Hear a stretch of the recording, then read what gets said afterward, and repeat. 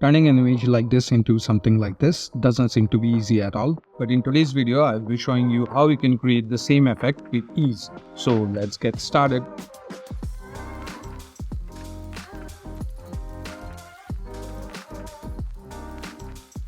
Hey there, welcome back to Dexplorion. If you are new here on this channel, I'm Didi and I'm all about designing in Photoshop and sharing the process with you. We'll also be discussing some design principles and different tools, techniques and tips and tricks of Photoshop which will elevate your graphic design game.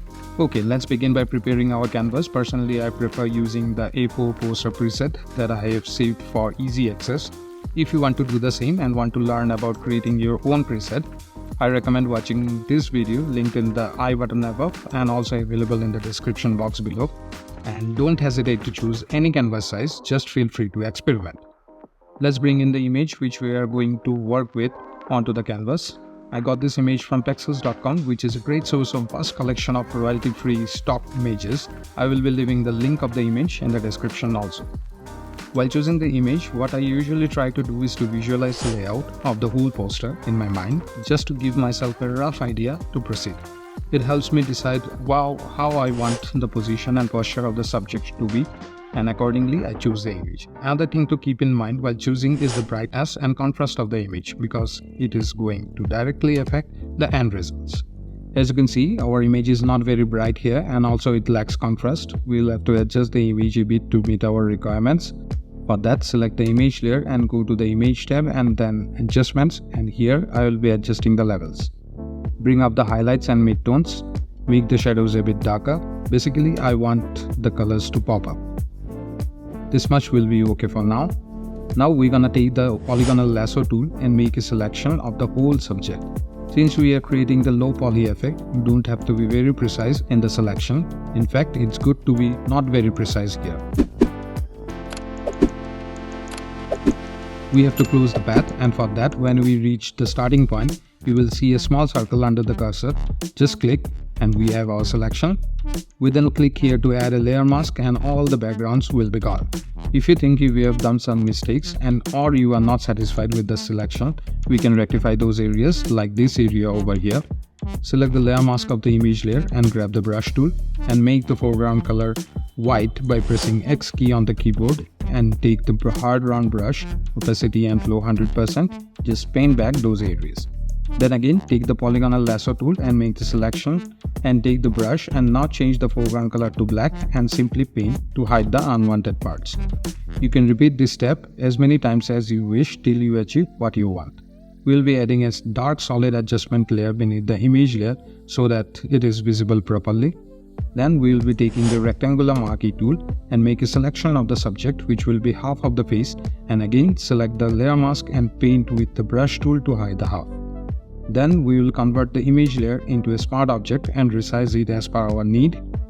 Make the size a bit bigger as it will be helpful for us later, and why so? I'll be explaining that in a moment. We'll make a duplicate copy of the image layer by pressing Ctrl or Command J for the backup purpose and turn off the visibility of the original one and rename the other one as low poly. And now we have to rasterize this layer to create the effect, and that's the reason I told you to make the image bigger, because after rasterizing, if you try to make it bigger, it will start to pixelate and we will be losing the details in the image. Now we'll be starting to create the effect, and for that, again take the Polygonal Lasso tool, make sure the feather is 0 pixel and anti-alias is turned off.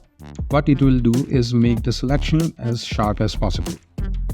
Select an area like this which is somewhat triangular and draw a triangle, as generally low poly effect is done with the triangle shapes.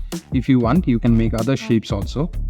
After the selection is done, go to filter, then blur, and then click on average.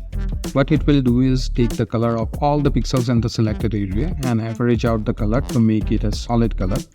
Press Ctrl or Command D to deselect and then make another triangle adjacent to the earlier one, and now we don't have to repeat the whole thing again and again. Instead, just press Ctrl or Command F, which is the shortcut for the last used filter, and it will be done. And now we have to repeat this process till we cover the whole of our subject. As I have said earlier, creating the effect is easy, but it is a time-taking process and you have to be patient with it. It also took me around 1.5 hours or so to complete it. And after all the hard work, you will have a beautiful low poly portrait like this. We'll then create a duplicate copy and then press Ctrl or Command to transform, and right click here and click on flip horizontal. Now holding down the shift key, we will drag the flipped layer and place it like this to complete the face.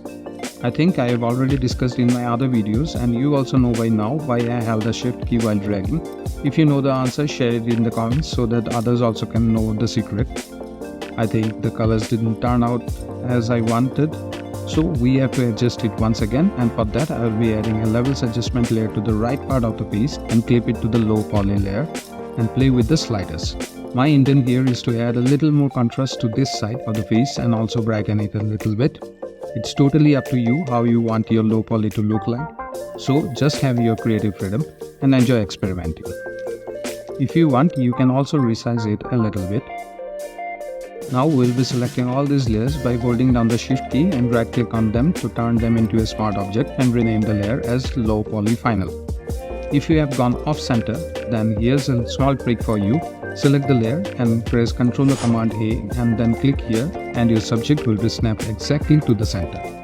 Next, we are going to add a layer mask to the low poly layer and grab the brush tool again and take the soft round brush. Adjust the brush size by pressing the right and left second bracket keys. Foreground color is black and opacity and flow 100%. We will be painting on these areas to hide.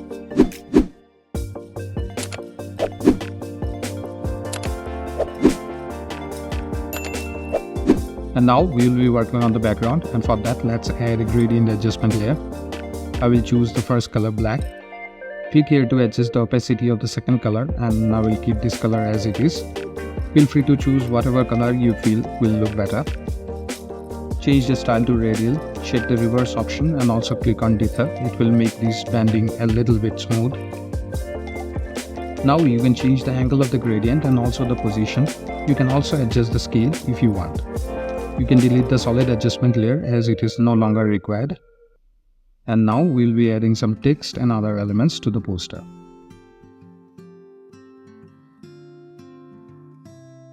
I'll be adding a gradient to this text, and for the color, I'll be taking few colors from the low poly itself. Let's add some more shades here. At this point, I want to emphasize on a very important technique most of the graphic designers apply to their designs, and which can take your designs from meh to wow. The concept is very simple and basic, yet most of us tend to forget this while designing.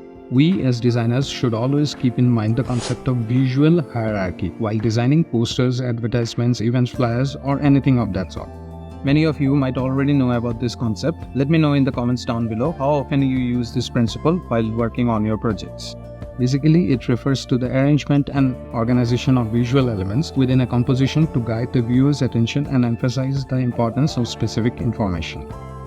By strategically utilizing elements such as size, color, contrast, spacing, and typography, we can create a clear and effective hierarchy that directs the viewer's gaze and helps them navigate the content.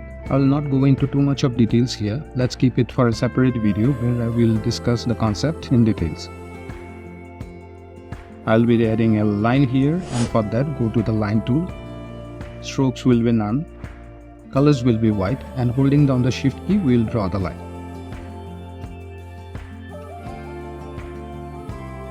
And lastly, we will be adding the message of the poster. And that wraps up today's video on creating a low poly poster using Photoshop. I believe you enjoyed observing the step-by-step journey and found the end results delightful. If you found this video beneficial, kindly show your support by giving it a thumbs up and sharing it with your friends. Moreover, remember to subscribe to my channel for more incredible videos similar to this one. To stay connected, you can also follow me on Pinterest and Instagram by simply clicking on the links provided in the description below. Stay tuned because I will be returning shortly with another remarkable poster design. Until then, take care, farewell, and continue nurturing your creative spirit.